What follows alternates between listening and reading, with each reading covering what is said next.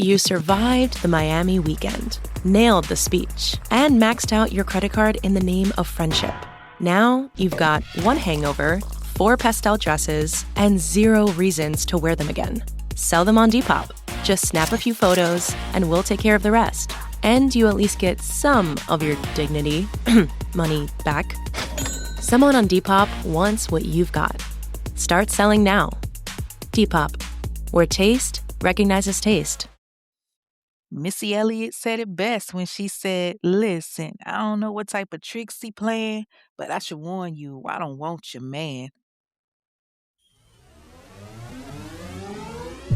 You are now listening to The Infamous Ones, a true crime podcast hosted by Kay on Spotify. A podcast aimed to uncover and share the stories behind heinous and insane acts that have been overlooked or overshadowed by mainstream media, getting justice for the voices that can't speak. What's up, y'all? It's your girl Kay, and I am the host of The Infamous Ones, a true crime podcast. A podcast designed to focus on crimes committed in the Black community that you don't hear about in mainstream media, giving a voice to those victims that have otherwise been silenced. Hello, everybody. Welcome back to another episode of The Infamous Ones, a true crime podcast with me, Kay, the Texas girl in a Georgia world, baby. Ladies, how y'all feel? Fellas, y'all all right? It is Sunday, March 22nd, 2026, and your girl is feeling pretty good. I said I was going to wait till the end of the month to celebrate my birthday, but I did do a little bit of celebrating, not too much, but my coworkers did a little something, something for me. So I'm grateful for that. 1 year older, 1 year wiser, and of course, 1 year more beautiful. So thank you for everybody that gave me well wishes and congratulations and happy birthdays and the texts and the calls and the inboxes and everything. Okay. I definitely appreciate the love. Once again, shout out to my soror, Jasmine Fuller, and a couple of other people that did the 43 for 43 Cash App challenge for your girl. 43 for the big 43. Much appreciated. Also, I wanted to go ahead and do my congratulations now. So, if you are in the Infamous Ones discussion group on Facebook, then you saw where I made my big announcement. Yay. And I said that the first person that could guess the gender would win a free ticket to the Who Done It show June 6th. And the winner is, drum roll please. Brrrr. That's my drum roll. IKEA Nicole. So, congratulations to IKEA Nicole. She has won the free ticket. It is a boy. I'm gonna give the initials JD, but yeah, she won the free ticket for the Who Done It, which is going to be June 6th, 2026. I'll get into more, specific details later on in the show. By the way, the tickets are live, okay?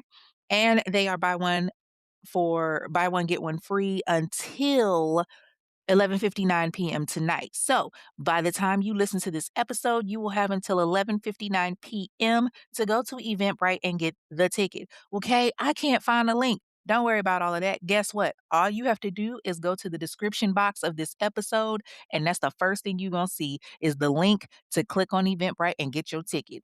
And don't worry, it'll be in every description box for every episode until the show. Okay? So make sure that y'all go in there and get your ticket, okay? Because you do not want to miss this show. Now, y'all know what I'm about to ask, right? What you sipping on? Now, y'all know the deal. Obviously, I can't drink. I'm sipping on Liquid Death carbonated water. I can't remember how I got put on the Liquid Death, but baby, when I tell you I am hooked, it's like better than Perrier for me. And I drink 1 can at least every day. Like at least. And it is really, really good. Like it gives me the feeling like I'm drinking soda, but clearly I'm drinking carbonated water. So I'm just like, okay, I don't know how I got onto it. I don't know who put me onto it, but thank you, whoever did. And then on top of that, I got my little leftovers. I didn't really cook much tonight like I normally do. So I'm just eating some leftover rigatoni pasta. And I've got my cotton candy apple from the apple basket, so I'm good there. So, I'm feeling nice and replenished. You know what I'm saying? So I hope that y'all got everything together that you're going to need for tonight's episode. You better have your snacks, you better have your drink because, baby, this one is a doozy. Now let's get into it. Hop on in and buckle up, baby, because we about to take a ride to Louisiana. That's right, Louisiana, baby. Back in 2013. Now, 2013 was a time where everybody had them blurred lines thanks to Robin Thicke and Champagne Poppy had us starting from the bottom. Now we're here, all of that good stuff. Michael B. Jordan, baby, he ripped the screen with Ryan Coogler's debut film, Fruitvale Station. And shout out to Michael B. Jordan, by the way, because we all know he got that good old Oscar from another Ryan Coogler film, okay? Like with Fruitvale Station, no, he put us in a place where we had to take a real hard look at the justice system. Oh, and TLC dropped their biopic, Crazy, Sexy, Cool. Baby, when I tell you Lil Mama bodied Left Eye, and Drew Sidora had me thinking that she was T-Boz for real, child. And Kiki Palmer, let's not even get into it, honey. She can body any role she takes on. But in 2013, in good old Louisiana, it was a time where two females did not realize their worth and found themselves fighting over a man that wouldn't have picked them out of a paper bag if it didn't benefit him. Y'all ready to get into it? Baby, let's do this like we true to this. Y'all know what time it is. Let's get it. This week's case involves Keiunna Collins, the victim, Timothy Iceberg Ricard, Stormy's ex-boyfriend and Keiunna's current boyfriend, and the reason for all of this shit, William Norris Jr., Stormy's current boyfriend, Jamie Davis, Stormy's young friend and witness, Henrika Bruins, Keiunna's friend and instigator, China Gold, Stormy's friend and witness, Jernisa Jenkins, a mutual friend of both Stormy and Keiunna and a witness, Shakaya Holmes, Keiunna's friend and instigator, LaQuandra Baxter, Stormy's friend and witness, and the infamous murderer of the week, Stormy Cofer. Stormy Nicole Cofer was born August 27, 1992, in Alexandria, Louisiana. Now, unfortunately, there's not much on her parents because when Stormy was younger, her parents got addicted to drugs, like real bad. And she ended up being put into the foster care system. And while she was in foster care, her mother got real strung out and, was always trying to score drugs however she could. She would prostitute, she would steal, whatever. So, she had started prostituting and she found herself in a hotel room in Longview, Texas. And shout out to Longview, Texas, by the way. Not a lot of people know about that city. That's my people down there. Okay. But, so she finds herself in this hotel room in Longview, Texas. And unfortunately, she ends up getting strangled to death. Then, on top of that, her father ended up in jail and he gets stabbed to death while he's on the inside. So now she has to live in foster care and it's rough for her. Like, she's having to grow up quick and she gets pregnant like back to back. I'm talking Drake back to back. Like, she getting preggo. And by the time she's 18 and out of the foster care system, she now has 3 kids. 3 kids at 18. There's still teen behind your number. What the fuck? So I guess, it's okay because she has someone in her life that really cares about her and her well being. So while she was bouncing around in foster care, she met this woman that was like an advocate for, repairing young kids' lives and all of that. And so she met Stormy and she genuinely cared about Stormy and her well being. And so, Stormy kind of needed that guidance because she got 3 kids to raise. Shit, she's still a kid herself. She got major responsibilities. And Stormy decides that, now that she has this positive influence in her life, she's going to enroll in dental school and do something with herself, do something with her life. Her goal was to be a dental assistant and she wanted to make a better way for her and her kids. And she does just that. Now, it's 2011 and she wants to make a life for her and her kids. And part of that is finding a daddy for them kids because none of the fathers were around. And that's when she meets Iceberg. Now, there's conflicting reports on his real name. Some of the articles say his name was Thompson Roberts, but the court documents that I read said that his name was Timothy Ricard. So I'm going to say Timothy Ricard because that's what's in the actual court document. Either way, he went by the name Iceberg. And Iceberg had a solid 10 years on Stormy. Like he was what, he considered to be a little player. He out here in them streets, he got the girls falling all over him and all of that little Carolina cricket looking ass. And so when he meets Stormy, he was like, "Hey, what's up, love? Yeah, you looking real good, looking real pretty. You know what I'm saying, my baby? Yeah, you looking good." I'm assuming that's how they talk. I know some folks from Louisiana. Ooh, child, that accent be thick. But he's telling her, "Say, love, I can take care of you. You heard?" And that sounds good to Stormy. Again, she got 3 kids to take care of, so she's looking for that, daddy type figure for her kids. But yeah, Iceberg definitely was not that. He was a complete asshole. He was one of them that would compliment you one day and treat you like a queen, and then the very next day he's treating you like shit. And much like last week's case where he's lacing her with gifts and buying her whatever she wants and all of that, and she's thinking she got the good life, and then boom, he turns around and starts treating her like she ain't worth a damn. Like he out here fucking around on her, fucking with other bitches, and she's like, "Damn, Berg, really? Like, how you gonna tell me you love me and that you want to be with me, but you out here fucking other bitches? Like, make that make sense." But for him, he didn't feel like he had to explain it to her. He figured, "I'm gonna do what the fuck I want to do," and if she didn't like it, oh well. The more that he cheated, the more disrespectful he got. Just like a random nigga, just like any dude. They just get so disrespectful with it, and then we take them back, and all we doing is teaching them how to cheat better. Of course, they don't because let's face it, most of these men out here got the IQ of fruit flies, but yeah. So, Stormy is taking him back every time she turns around. He's, doing some dumb stuff, and she's just numb to it until she ends up pregnant. And now she's about to have baby number 4 with the man that she thought was going to change her life. And like I said, he's a whole like 10 years older than her. All right. So he's 31.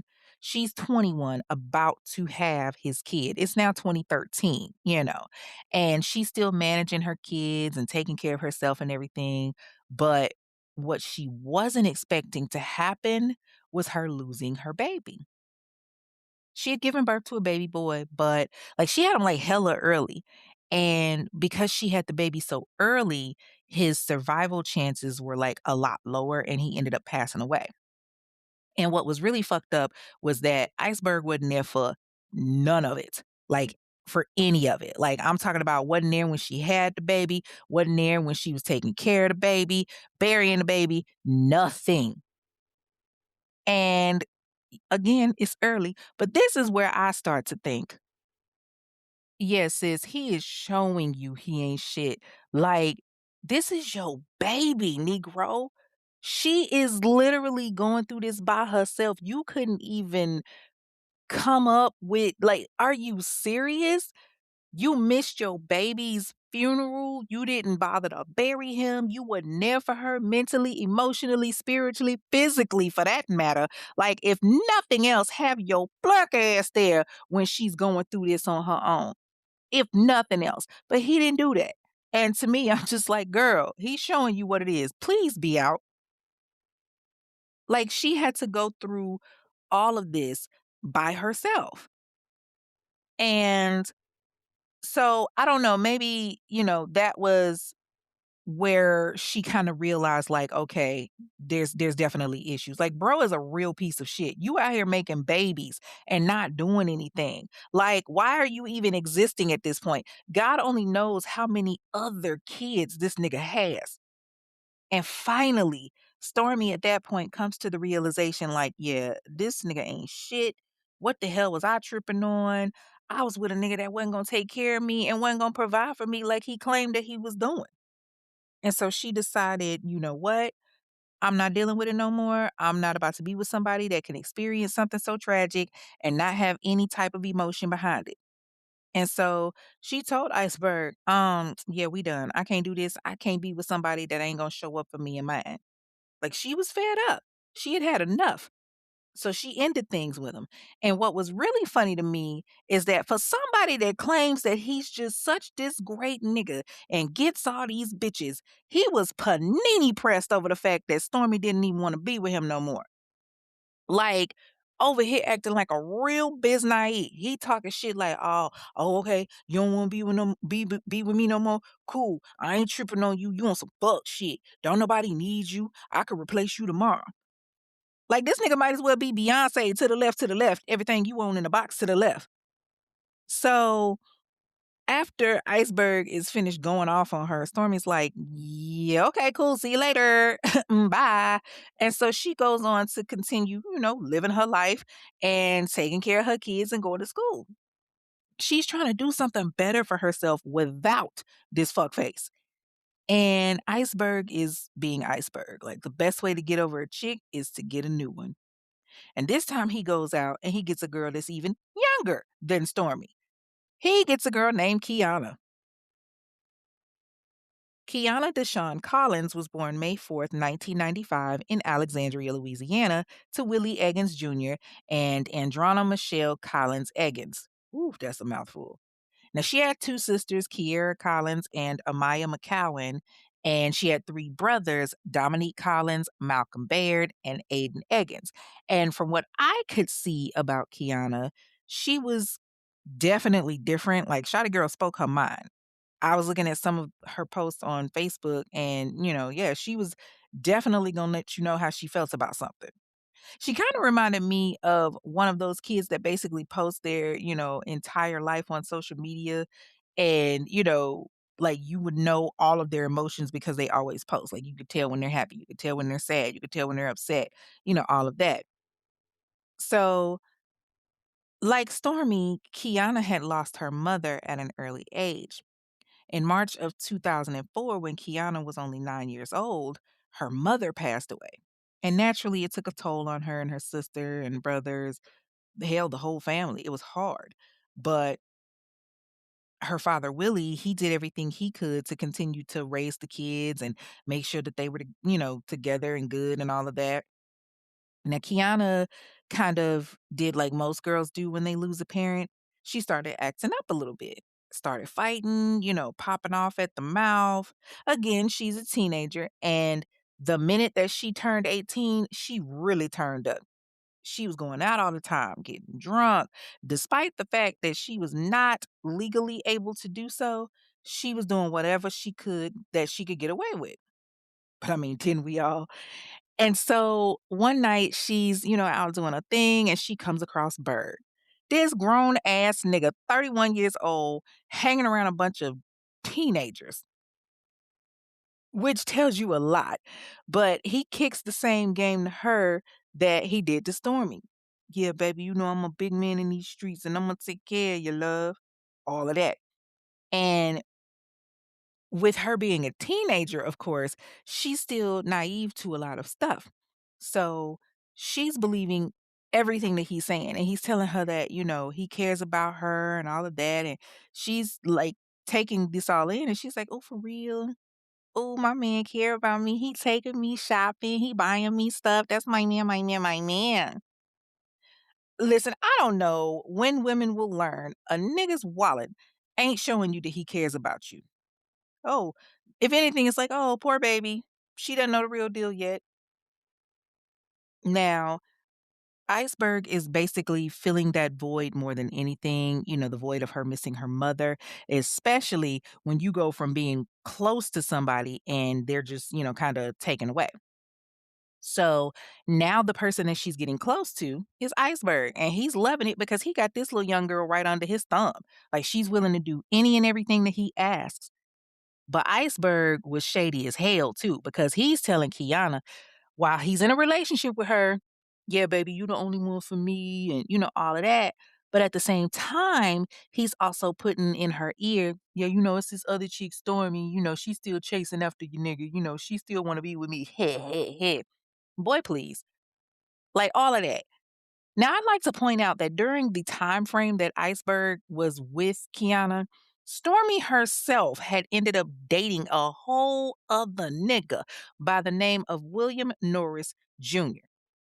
She and William were going hot and heavy when all of this went down. They're fresh into a new relationship. Like I said, she wanted to be completely done with Iceberg. So Stormy is off doing her own thing with William, and Iceberg is, dating Keiunna, but he's like putting all of this stuff in Kiana's head about how Stormy is still on him, how she on his dick, how she wanna, beat her ass and everything. And Keiunna believes him. And so, like, she already has the preconceived notion of Stormy, like, oh, I don't like this bitch. This bitch is just after my man. And she don't even know her. And I'm just sitting back like, I can promise you, boo, don't nobody want this nigga but you. But she's, believing everything he says and taking it to heart like it's the Bible. So shortly after Iceberg and Keiunna started kicking it, now he's got her doing his dirty work. He takes her out one day and they're going to do the whole, coupley type stuff. And he sees Stormy and then he proceeds to tell his girl, hey, babe, there go that bitch right there. You should fuck her up one good time for disrespecting me. Yeah, she tried to get at me. Go get her. And so when Keiunna sees her, she want to fight.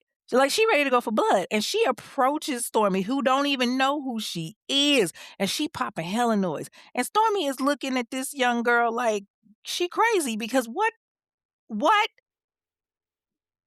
the fuck? Like, who are you?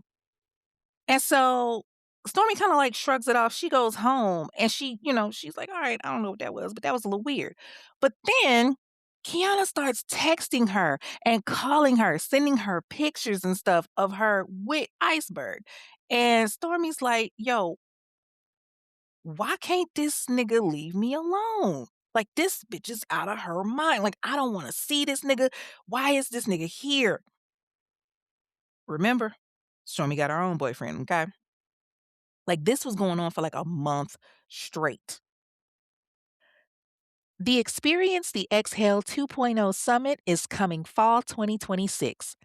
Experience the Exhale is a faith rooted wellness community for women that are navigating life, love, and identity. If you're in a season of transition, married, separated, divorced, or simply rediscovering yourself as a single woman, this is your safe space to breathe, heal, and gain clarity. Through guided support and a powerful sisterhood, Experience the Exhale helps you release what no longer serves you and step into your next chapter with peace and purpose. Connect with us and locate your rainbow. Sis, it's time to exhale. Follow Experience the Exhale on all social media handles, Instagram and Facebook at Experience the Exhale. You can also check out their website to take the clarity quiz on www.experiencetheexhale.com. All right, so Keiunna is like constantly blowing up Stormy's phone. She popping up at her crib, all kinds of stuff, right? And Iceberg is really playing the hell out of this girl. Like, he telling her whatever he wants her to know. He's telling her where Stormy lives. He's giving her Stormy's phone number, all kinds of stuff. But you got a girlfriend, fam. Why are you so stressed about your ex? Like, go be happy with your new boo. But it wasn't that simple. He putting that battery pack in Keiunna's back. Yeah, baby, she jealous of you. She want to be with me. She gonna try to fight you. You need to whoop her ass first. And Keiunna's just taking it all in. And then one day, Keiunna and her girls, Henrika, Shakaya, and one other chick, they decided that they're going to pull up on Stormy.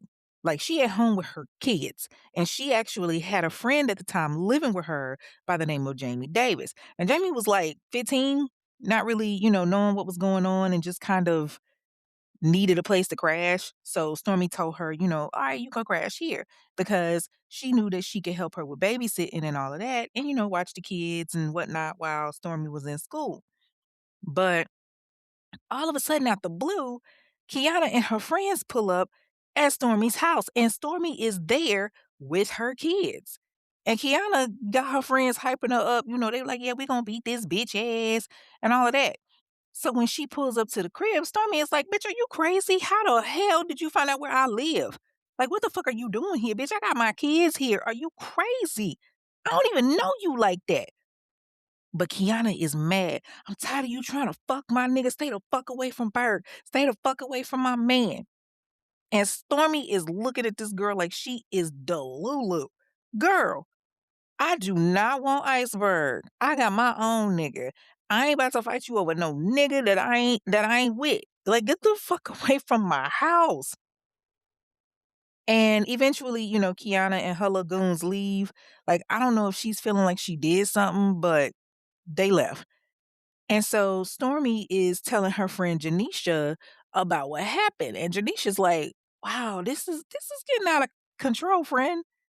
Now, see, Janisha is cool with Stormy, but she had gotten cool with Keiunna the year before. So she's cool with both of them. And because of this, Stormy is like telling her, like, yo, you better check your friend before she end up getting her ass whooped because I ain't got time. And Janisha's just like, I don't understand why this happened. Like, why is she, tripping off this nigga so hard? And Stormy, she kind of shrugs it off and she just tells her, I don't know, but you need to talk to her because I would hate to have to fuck her up. And baby, she will do it too. So, Janisha thinks about it and she comes up with the idea to have the two of them have a talk. Because at the end of the day, the common denominator and the common enemy was Iceberg. So Janisha, presents the idea to Keiunna, who is not for it. Like, she was just like, what the fuck I need to talk to her for? Now, this bitch the one being disrespectful. But Janisha, like, persuades her to do it, and Keiunna finally agrees. So Stormy agrees to it, and the two of them meet up in a, like, freaking alley, which is crazy to me. And, it's a little, like, tense at first, but they start looking at text messages that he sent between the two of them. And I don't know why he was still messaging Stormy to begin with because she had a whole different nigga. Like, I don't know exactly what was said, but I'm thinking he was probably, messaging her, trying to convince her to come back to him or some shit. I don't know. So, they're looking at messages that he sent to both of them and they're just like, oh, wow, yo, this nigga really is a piece of shit. Like, they realize it's not them, it's him. Like, finally they get to that. They got that anger aimed at the right person. The two of them gon', they're gonna keep fighting each other otherwise. And so they decide we're gonna leave this dude alone. We're good. And they actually decide to stop beefing. And honestly, I'm still trying to figure out, like, why are you beefing with a 21-year-old, especially when she's not with him no more and she's not with him no more because you're with him. But okay. So, Keiunna, she go home, Stormy go home, you thinking everything is cool. Keiunna goes home and she see Bird coming through the door and she's just like, nigga, you didn't think I was gonna find out that you was trying to play me and Stormy against each other? Like, bruh, I saw the messages, baby. You lied to me. I saw it. And Berg is busted. Like, and of course he trying to talk his way out of it like most trifling ass niggas. He's like, nah, baby, you tripping, man. It ain't even like that. Everything she told you was a lie, man. She still popping that noise. She still wants you, boy. She still want to be with me. No, she don't. Like, she like, I don't even much like you. And for whatever reason, Keiunna believes him. Like, she's mad, she's hurt, she feeling stupid. She's like, oh, so this bitch trying to play in my face. And so she goes right back to her hatred for her. Like, the next day, Keiunna is with her friends and, they ain't got nothing to do. And she's filling them in on what happened. And she was just like, oh, Berg telling me she's still trying to hit him up. She lying on him, this and the third. You ain't got one friend in the bunch that's like, bitch, yeah, it seemed like it's him because she got a whole nigga. Like, you ain't got one homegirl that's like, hey, fam, you might be looking into this a little bit too much. But instead, they telling her, yo, you need to pull up on her. Don't let that bitch punk you. And so they ride out. And they just so happen to be driving when they see Stormy driving a car. So Keiunna sees Stormy and she's just like seeing red. She's like, oh, I'm gonna kill this bitch. They are on the street. She floors it and tries to run Stormy completely off the road. Like Stormy literally had to swerve to avoid being hit. And when Stormy sees it as Keiunna, she's confused because she don't know that Berg done got to her. So she's just like, I just talked to this chick yesterday and we was cool. Like, what's going on? Like, this chick almost hit me. She better be glad I ain't have my kids in the car. And so when she gets home and she, kind of gets settled in and everything, she calls Janisha and she was like, girl, you want to tell me why your homegirl just tried to run me off the road? Like, I thought everything was cool. Like, I know she saw me. I know she knew it was me. Clearly, she knew it was me. But now she trying to run me off the road? Like, where they do that at? And child, Janisha is just as confused. She's like, okay, I don't know what's wrong with her, but I'ma find out. And so, Stormy's kinda like side-eyeing the hell out of her. She's like, "Yo, yeah, you need to talk to her for real because 'cause I'm done. Matter of fact, you know what? Don't even worry about it. Imma handle it." So, Stormy is fed up at this point. She texts Keiunna herself, and she going in on her, and she was just like, "I don't know what kinda shit you on, but bitch, I ain't about them games. If you wanna fight, let's go. I told you, I don't want your man. I got my own. I got a real nigga that's holding me down. Don't nobody want Berg but you. But since you wanna go there, you wanna fight, bitch, let's go." And Keiunna was ready and waiting. She was like, "All right, bitch, bet. Run up, get done up." And, she telling her everything. It's on site. It's on site. And y'all know what it's on site means. Means you better be ready because somebody gonna run up, get done up. Somebody gonna catch a fade. You know what I'm talking about? So Stormy hits up a couple of her homegirls and she hits up Janisha, all of that. And Keiunna gets some of her friends and they meet up.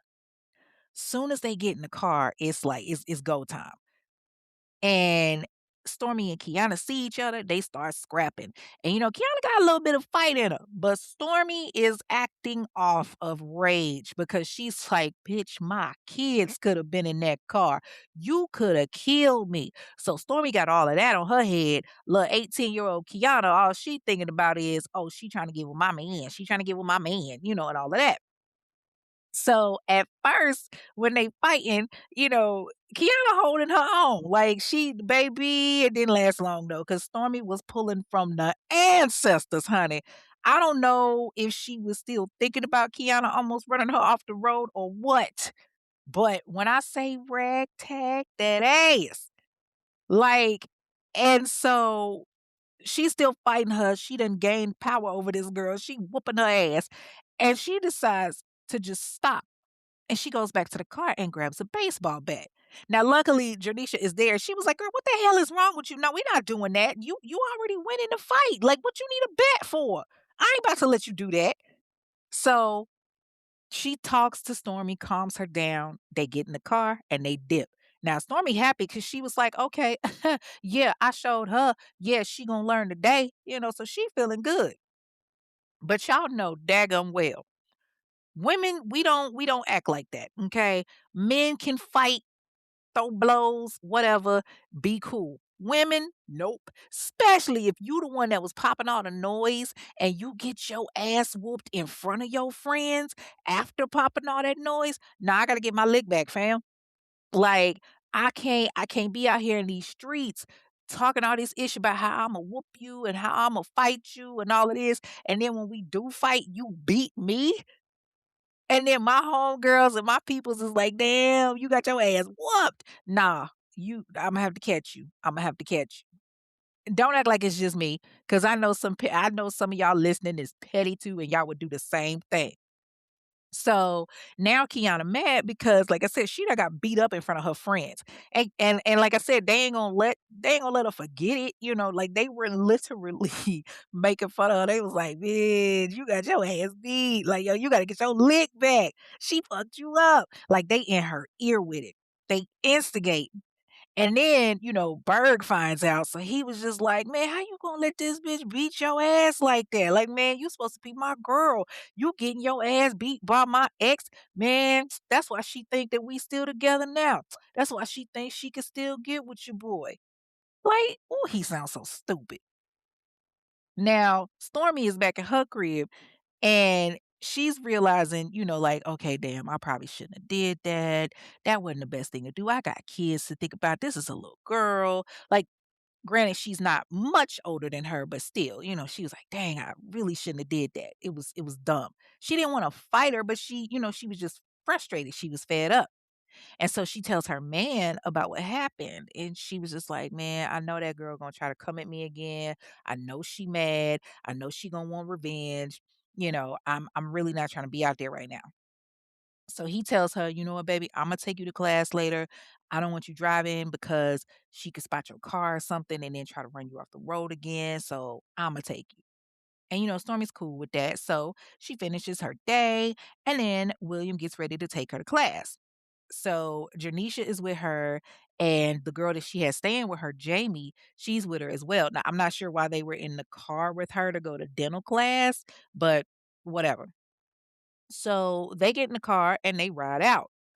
No sooner do they get around the corner on Lee Street than they see Keiunna and her girls crossing the street, like walking.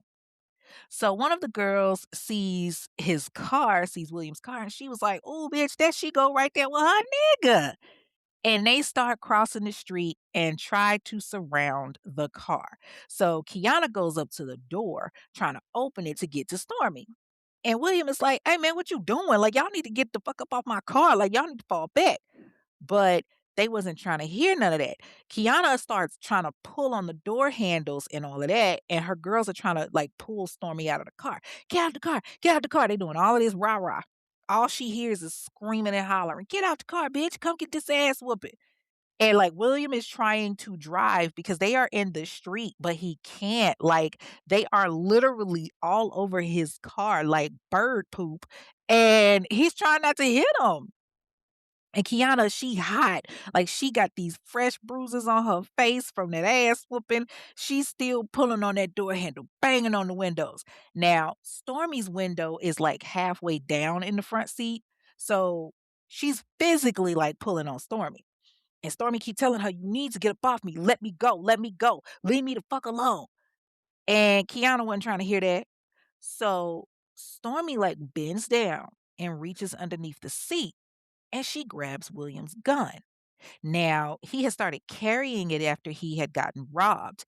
And she had actually borrowed his gun before because she knew that Berg had one and she thought that Berg might have given it to Keiunna. So she had started carrying it, but she couldn't really handle it because it was too heavy. It wasn't heavy in because she grabbed it and she started waving it around and she was like, "I just know you better get the fuck back. I just know you better get the fuck back." And baby, Keiunna ain't scared at all until the gun goes off. Stormy looks and she sees Keiunna has been shot. Her friends are in shock, and so is Stormy. And then the car full of people that she's with, they all like, "Oh shit." Keiunna is gasping for air. This woman named Tesla was jogging and she sees what happens. And so she runs over and she grabs Keiunna and she's holding her. And Keiunna is literally dying in this stranger's arms. Now, Stormy and William, they don't stick around to see the body drop. Like, William was like, fuck. He kirks off because Stormy's in the passenger seat. He drives all the way off. And this is where I start to think, No, you done fucked up, right? No, no, no, no, no, no, no, no, no, no. You know you done fucked up, right? Bruh, don't drive off. That's the last thing you need to do. You could have said it was self-defense or something like that. She could have, jumped on your car, anything. Not to mention you adding charges because you left the scene of a crime. Like, yes, okay, she pulled a gun on the girl or whatever, but you left. That is the wrong thing. That is the worst thing you could be doing right now. So William done kirked off, and after driving for a few minutes, he stops the car and he turns around and he tells Stormy and Janisha and Jamie, y'all got to get the hell up out my car. Meanwhile, Keiunna is still being held in Tesla's arms, dying. Her friends done ran off. Stormy and Janisha and her friend Jamie, they jump out the car, of course, and they take off running. Kiana's friends, they done scattered all over the place. William, he leaves, drives off, and goes to his mama's house, and he's shook. So Stormy and Janisha, they're trying to figure out what the hell is going on. And Stormy she was like, yo, I gotta go. I gotta go now. She completely disappears. So Kiana's friends done run off, but they call 911 and officers come out there and they get an ambulance and the ambulance rushes Kiana to the hospital. But unfortunately, she didn't make it. So the cops are at the location and Kiana's family finds out that there's a shooting before the cops could even call them. So they rush to the hospital, and the officers are still on Lee Street, trying to piece things together and figure out what happened. So Kiana's friends, they're giving them their version of the rundown. They're telling the cops, okay, so this girl named Stormy Cofer, her and Keiunna was always beefing with each other, and she just came up and she just shot and killed my friend, and then she just drove off like it was nothing. And of course, the cops are believing it because this is all they have to go on at the time. So now they got a name, and Kiana's friends had no problem letting the cops know where she lives because remember, they done rolled up to her crib. So they go to Stormy's house, but she ain't there. And they're looking around and they're like, okay, well, where is she? And so a neighbor sees them and tells them that, oh, well, she probably with her kids or something like that. And so they know she's going to have to come home at some point. And they're like, okay, you know what? Right now, we just need to worry about the girl at the hospital. But the doctors, like I said, they're seeing how much damage was done to Kiana's body with that one single shot. Even though she had only been shot once, bullets travel. Y'all know this. That bullet went through her ribs, her lungs, her heart, and then it went through the left part of her lung again. Like it literally just kind of like ping pong through her body. Meanwhile, William is back home and he done told his mama what happened. And she hot. She 38 hot. She was like, nigga, have you lost your damn mind? You did what? I told you these girls gonna get you caught up. You need to go to the police. And Janisha, she's got the same sentiment as to what's going on. She knows that the cops are looking for Stormy. And so she actually goes back to the scene of the crime. She sees the cops and she knows that they're talking to Kiana's friends. And she could tell that the way that everything is going, she was like, nah, these helpers is out here lying on my girl. I ain't about to have that. So she goes over there and she introduces herself and she was like, listen, I was here when it happened. I was in the car with Stormy. And so they start asking her questions and they're like, okay, what happened? And she was like, listen, whatever these girls is telling you, it's a lie. And so the cops are like, okay, well, why don't you tell us what happened between these young ladies and what happened? Because they're saying that Stormy just pulled up on Keiunna and shot her. And Janisha is like, no, that is not what happened at all. Look, we were in the car heading to Stormy's class, and Keiunna and her friends walked up and started banging on the windows, trying to open the door and stuff. Keiunna got right up against the window and was like trying to pull Stormy through the window and everything. And Stormy pulled a gun out and kept telling her to back up. But Keiunna wouldn't stop and she shot her in self defense. Like she didn't just shoot her just because. Like, yeah, she shot her, but it was in self defense. Like, y'all don't understand. This been ongoing. These girls been beefing for over a month now because of this nigga Bird. And the cops are just like confused. They're looking at Tradition in disbelief, and they was like, so you mean to tell us that Keiunna, the one that's in the hospital, the dead girl on the cold slab, is the one who started all of this? She was the one that was popping off? And Jornisha is stressing to them, yes, that's exactly what I'm saying. That's exactly what happened. That girl has always been starting stuff. I tried to get them to talk, and just yesterday they were cool with each other and they had, squashed their little beef or whatever you want to call it. They decided that they knew that Berg was the problem. But then all of a sudden today, Keiunna is right back at it. And so the cops are like, okay, well, since you know so much, what do you remember happening? And she was like, I just told you. Stormy used to mess with this dude named Iceberg, but then she broke up with him. She started dating William. Berg started messing with Keiunna and telling her that Stormy still wanted him, even though she didn't. They kept going back and forth and fighting, and Stormy kept trying to tell that girl she ain't want him. And so today they came up banging on the car, talking trash, trying to get us out the car. Keiunna was literally reaching for Stormy. The window was down when she was reaching for her. She's pulling on the door handle and all of that, talking about come fight me, I'm gonna fuck you up, blah, blah, blah, blah, blah. And so Stormy pulled out the gun and she was like waving it around, telling them, I bet you better get the F bag, blah, blah, blah, blah. Like she's not even aiming at her. She just was waving the gun around. And the next thing I know, it went off. And I guess it hit Keiunna. But I told you, Stormy wasn't purposely trying to shoot that girl. She was trying to get her up off her man's car so that they could leave. So Janisha's like so animated. So the cops take everything down that she was saying and they question her on Iceberg and if Stormy was still involved with him. But Janisha like reassured them that she had moved on with her new man, William. So now the cops want to talk to William and he's still at his mama's house. But they need to talk to him because one, he's the driver, and two, he's the owner of the gun that Stormy shot off.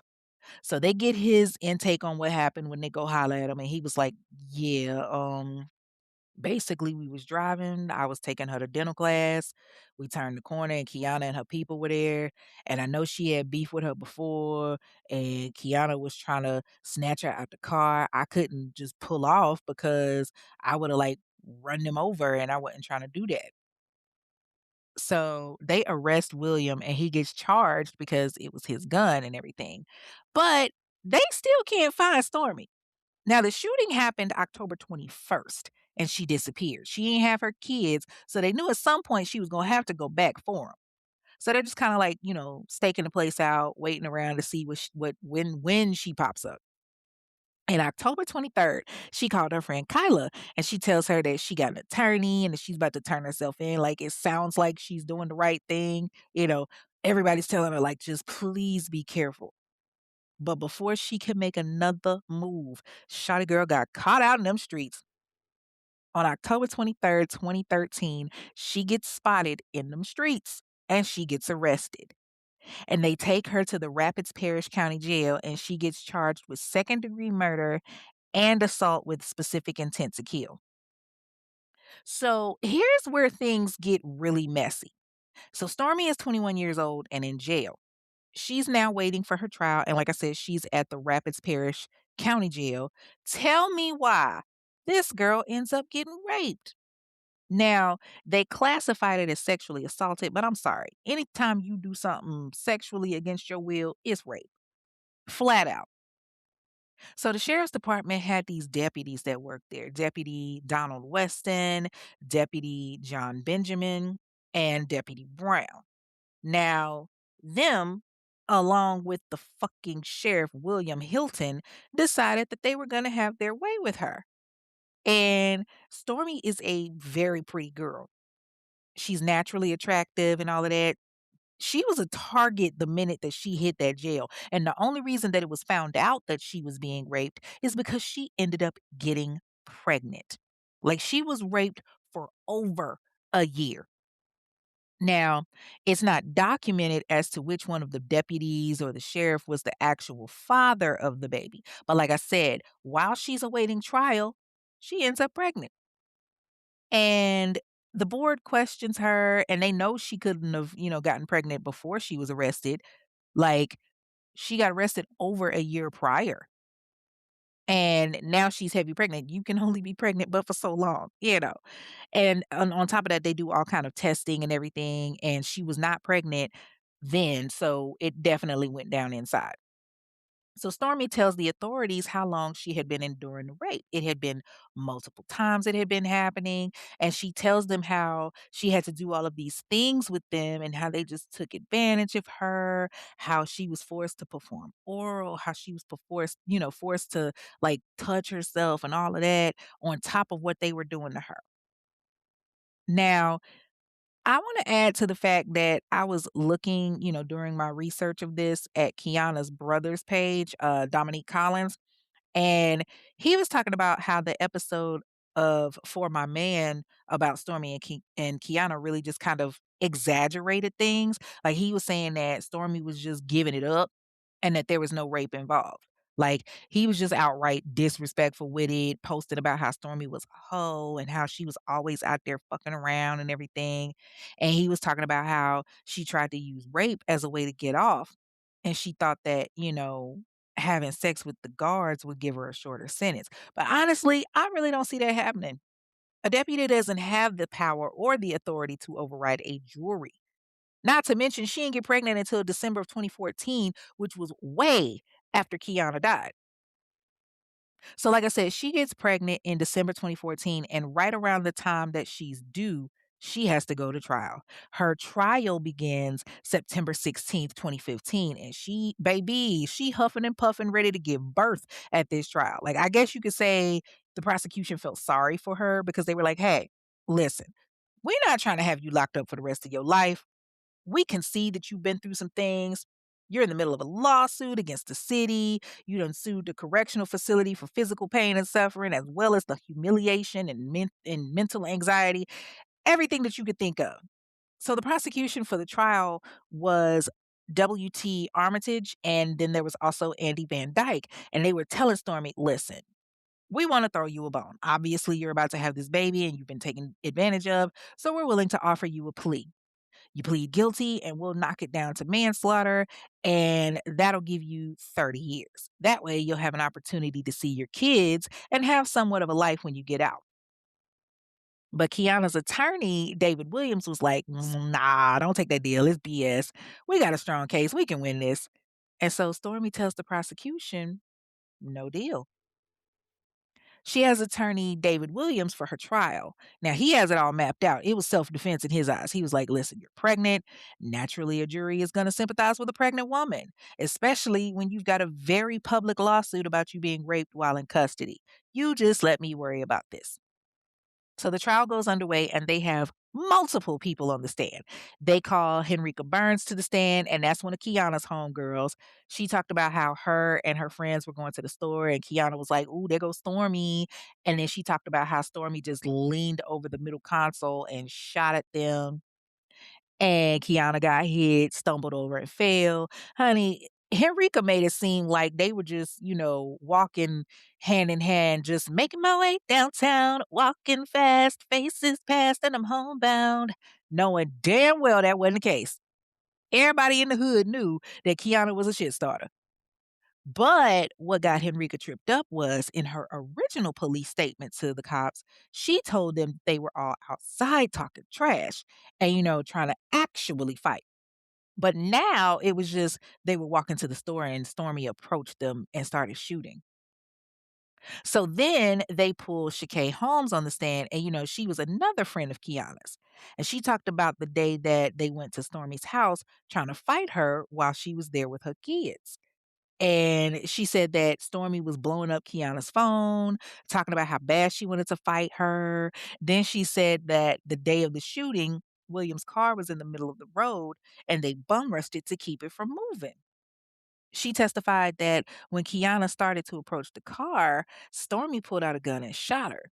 But then she says, we didn't block the vehicle though. So the defense goes in and asks her about weapons. And Shakay tells them she ain't had no weapons on her. But when the police checked Kiana, she had a box cutter and mace in her bra. And that's when, she started backpedaling and she was like, okay, okay, so she did say, she did that. She did say she wanted to fight her, but it was like, it wasn't like that. Like she's stuttering and stammering, all of that. So the defense is feeling pretty good because now they've made two of the prosecution's witnesses look like trash. Next, they get LaQuandra Baxter up to the stand, and she's actually Stormy's friend and very close to her. And LaQuandra was there the day that everything happened. She wasn't in the car with Stormy, but she was actually walking to the store and witnessed it. But her testimony kind of hurt Stormy because she testified that she didn't see Keiunna trying to open the door. What she did see was that her friends were instigating and trying to get her to fight. So it was kinda like a toss-up because Laquandra is basically telling the jury, like, it looked like Stormy just shot her, but at the same time, it looked like Kiana's friends were trying to start the fight too. Tesla Foots takes the stand after that.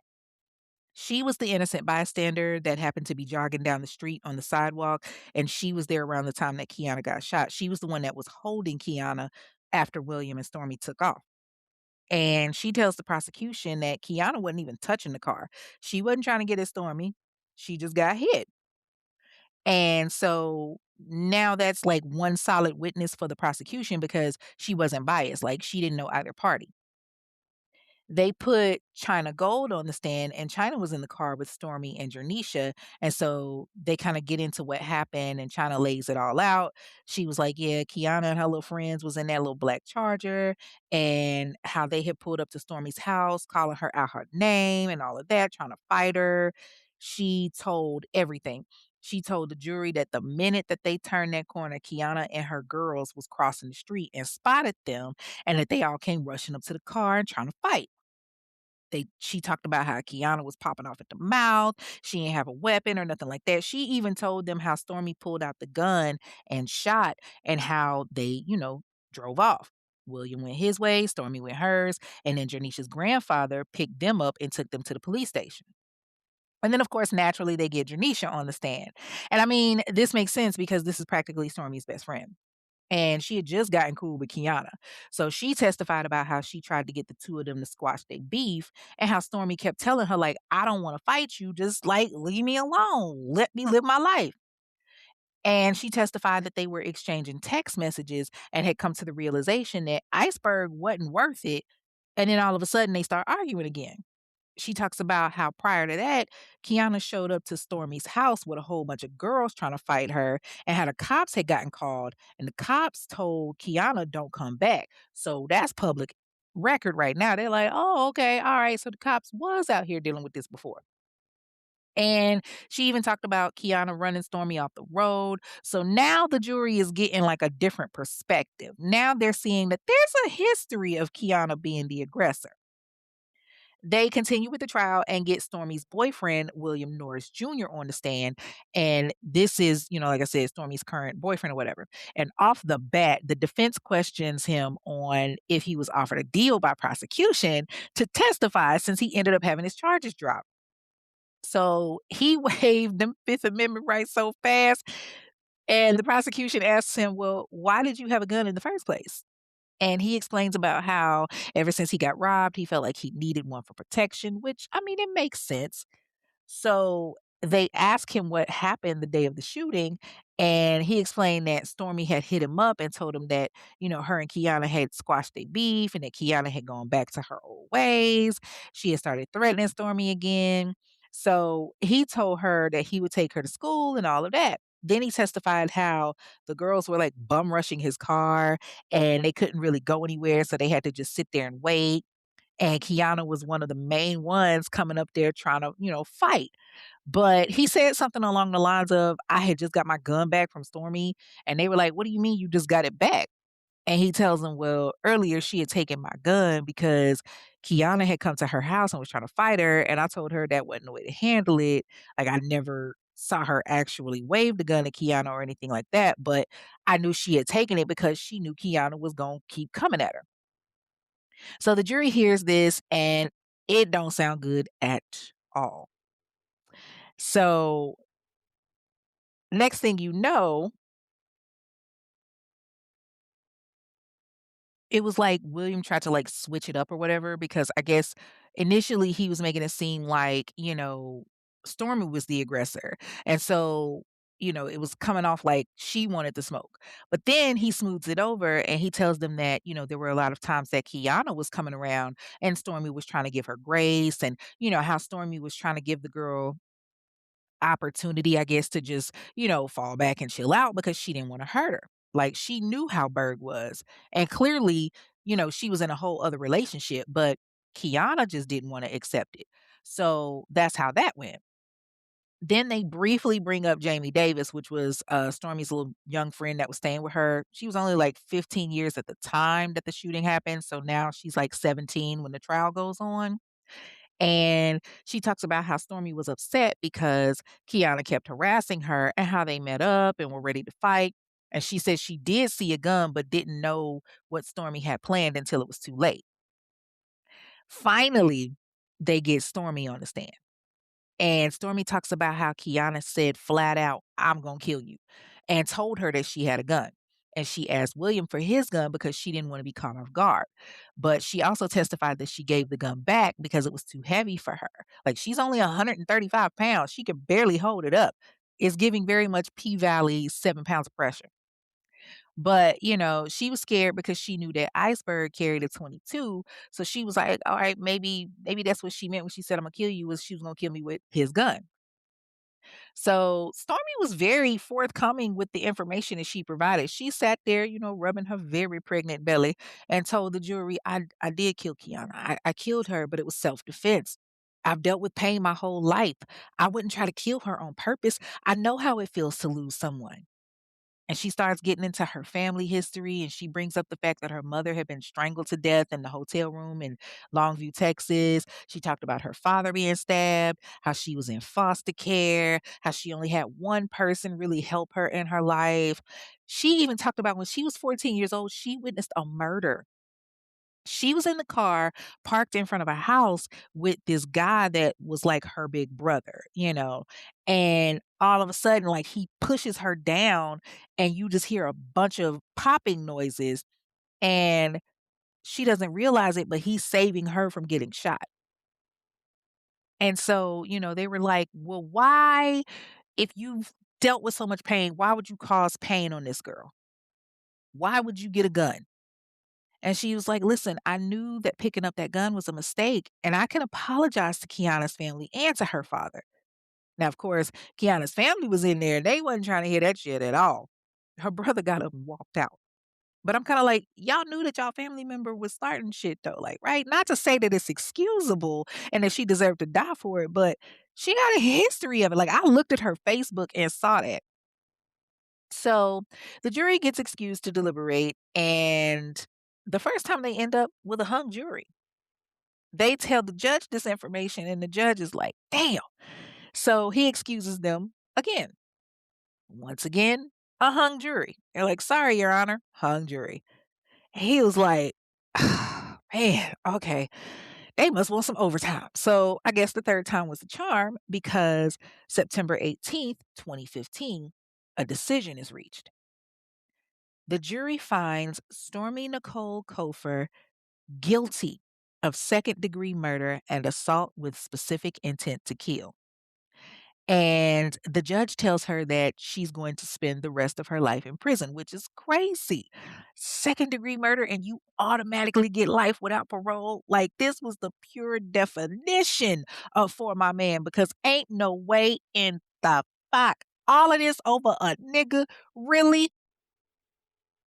So she gets carted away to the prison, and there she gives birth. Now, I'm assuming that they put the baby up in the system. I don't know. I don't think, or I would hope rather, that they wouldn't give the baby to whomever the daddy was because it was never released as to who the father was. But they were all tested. Y'all know how that go. So she has her baby and she's filing appeal after appeal, trying to get out. But of course, with it being Louisiana, they don't give a damn about your assault. And Deputy Benjamin and Weston were charged with sexual offenses. Weston ended up pleading guilty in April of 2015, and Benjamin pled guilty the following month.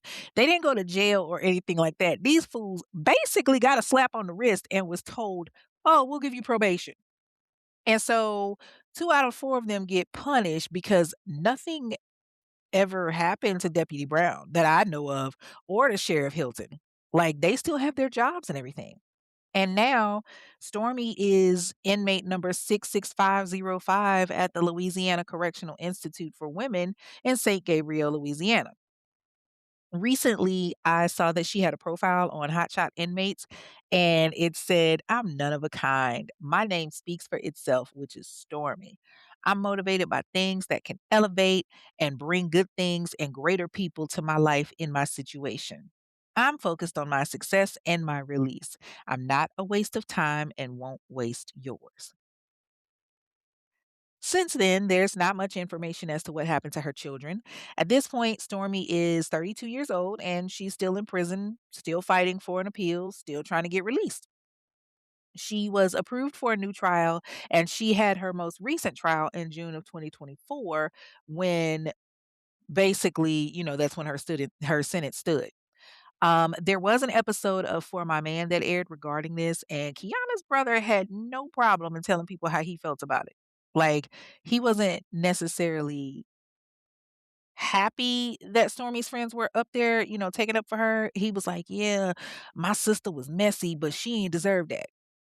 And I'm not gonna argue with that. She didn't deserve it. Nobody does, especially over something so stupid and so trivial. Some dick. Like, can we say get a new one?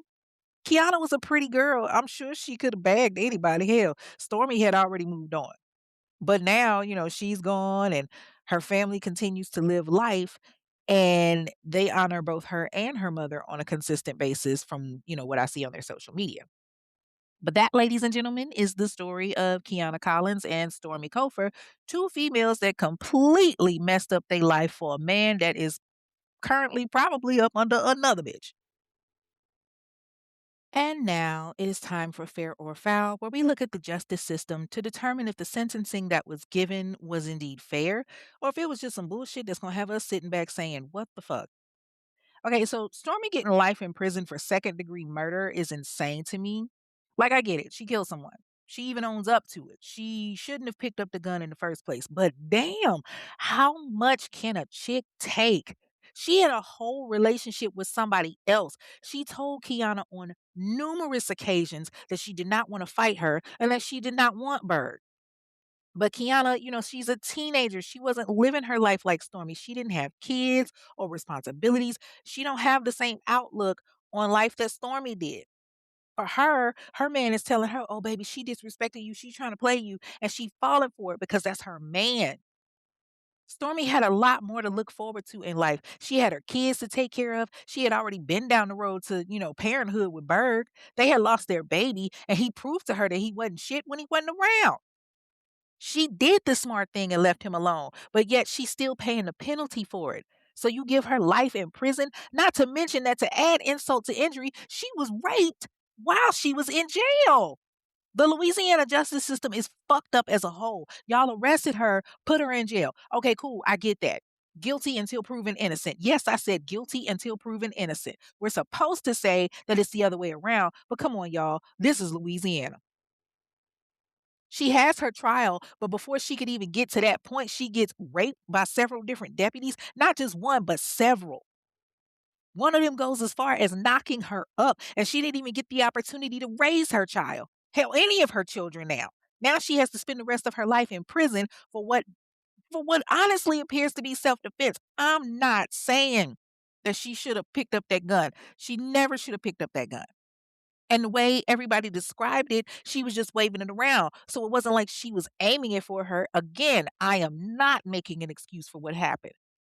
But if she did decide to purposely pick up that gun, how many times has Keiunna antagonized her? How many times did Keiunna start shit with her? How many times did Jernisha have to tell Keiunna, like, yo, it ain't like that. You need to chill out? How many times has she come at her crazy?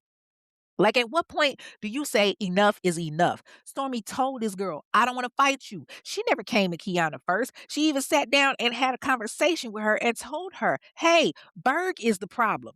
She tried to instill wisdom in her, like, "Baby girl, look at who you with. I left him, not the other way around." But Keiunna is young, she's impressionable, and she fell for it. And now she is gone.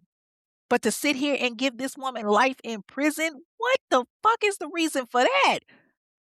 What's the reason? hasn't this girl been through enough? Why is it automatically life in prison for second-degree murder? I can't necessarily say that I agree with that. Like, I mean, granted, yes, she did have an appeal that was successful and she got to, get the retrial and everything, but come on, man, shorten the sentence. Charge her with manslaughter. Give her the 30 years or give her, life with the possibility of parole. Her children deserve to have her home. She's been through too much in life. Give her what she originally was supposed to be offered, which was the 30 years. Let her have an opportunity to be a mother because you're taking her away from her children. And it was over something that she was trying to get away from. That is all for this week's episode of The Infamous Ones, a true crime podcast. You can follow the show on the various streams on Instagram and TikTok at Infamous One Podcast. That's a number one, by the way, not spelled out. And you can leave a review there. On X, it's Infamous One Pod, where you can also leave a review. On Facebook, you can join the private discussion group, the Infamous Ones discussion group. But please be advised if you don't answer the questions, you ain't getting in. Chris Brown style. That simple. But once you get in, come on in, take a seat, tell us what you're sipping on and where you're from. The show streams on multiple streaming services like Odyssey, Apple Podcasts, iHeartRadio, and so on and so on. So leave a review. It only takes a few seconds, y'all. The reviews are so important to me. And we're going to go ahead and get into a couple of those. The first review comes from Spotify from kinky.kk, and it's on the You Can't Take My Child episode. And it was, if y'all remember, Ebony Smith that had killed her husband because he had filed for divorce and was like, oh, I'm going to take our daughter, blah, blah, blah. So the review says, 2 sacks of laundry is wild. I love your commentary. Love the pod. Keep going, queen. Thank you, kinky.kk. And yes, she was built like 2 sacks of laundry. All her pictures, I couldn't see her neck. But thank you, darling. Okay, the next review comes from Apple Podcasts from AMH1024, and it's 5 stars. It's captioned refreshing. It says, I love true crime, specifically people of color. I love the way you tell the stories in a way I can relate to as a Black woman. I love your jokes and cussing. I know telling these stories is not easy nor funny, but I love how you add humor to the often untold stories while still giving us the information we need. Oof. Thank you, honey bunny. Y'all just don't know what these reviews mean. Like, I felt that one, man. Thank you so much for real. All right, y'all, let's get into some of these little announcements real quick. As I said at the beginning of the show, the event tickets are now available for the Infamous Ones Murder Mystery Who Done It. The link is in the description box of this episode, and it will be in every description box of the episodes going forward until the event. Tickets are $35 each. You have the opportunity to purchase alcohol at the show. You will have that option. And you will be competing for the grand prize of $500 cash. So make sure that you get your tickets. It will be in Savannah, Georgia, June 6th, 2026. The specific information is in the Eventbrite information, or in the event on Eventbrite, rather. Tickets are going to be buy one, get one free until 11:59 p.m. tonight. So y'all better bum rush and get them tickets while you can, because I ain't doing that again, okay? I don't care if it's 10 people there, if I got 70 people there, if I got 30 people there, whoever show up, show up. And I'm gonna tell y'all now, y'all know tax refunds is hidden, so get your little coins together, you know what I'm saying? So you can head on over to Savannah, Georgia, baby. Also, December 19th, 2026, I will be having another live event in Dallas, Texas. Now, it won't be a competition style, but it is going to be representing a major case that's going on right now, that's been going on for a while. And so it's in the planning stages, obviously, but as it gets closer, I will fill you all in. So that way you will, be able to know what's going on. Because I want everybody to be able to come out, not just the East Coast, not just the West Coast. I want everybody out. You know what I'm saying? Don't forget that for the month of April, I will be kicking off the Celebrities Who Are Gone Too Soon series. Now, y'all know I've done the celebrities who thought they was about their life in the past, but now it's going to be the celebrities who are gone too soon. So it could be, a celebrity that may not have necessarily committed a crime or one that did. Just got to find out. But that's going to be kicking off the first Sunday in April. Remember to support the Black Box. Y'all know that I just kind of drop episodes whenever. When it comes to that show, there's no real time frame. You never know as to when that's going to happen. I know I dropped one last Sunday, but I will be dropping another one soon. So stay supporting the Black Box, y'all. Sunday, March 29th, there will not be an episode because I will be off the grid. So please don't expect an episode. Don't be in the group talking about something. Did it post yet? No, it did not, because there's no episode that week. Okay. I'm still trying to get better with, dropping these episodes every Sunday on time, but work in progress. Okay. So again, March 29th, no episode because I have to follow doctor's orders. Ad space is still available if you would like to have your business mentioned on any episode. I am still running the ad special for $30. You can inbox me or reach out to me via Facebook group. And if you want to support the show, or if you feel in that spirit, meaning whatever liquor that y'all been sipping on, click the link at the bottom of the screen from whatever app you're listening to this episode on and hit listener support to give. You can also donate via the Cash App at $infamous1pod. That's $INFAMOUSONEPOD. Now, the donations do go toward court documentations, interviews, JPay, all of that. And of course, shout out to the popcorn donation. Gang, gang. Love y'all. If you have a case that you want to hear more on that you feel has been ignored in the Black community, if you want to inquire about ad space, or if you want to leave a review, send an email to infamous1pod@gmail.com. That's INFAMOUSONEPOD@gmail.com. And once again, people, please share, share, share. This podcast is growing by the day, and it means the world. So keep sharing. Until then, y'all know what it is. I'm your girl Kay. Thank you for tuning in, and I will see y'all next week, or rather, week after next, with a new episode. Stay mobbing, y'all. Peace. Thank you for listening to this episode of The Infamous Ones, a true crime podcast hosted by Kay. Be sure to like and comment on your favorite podcast platform and subscribe so that you never miss an episode.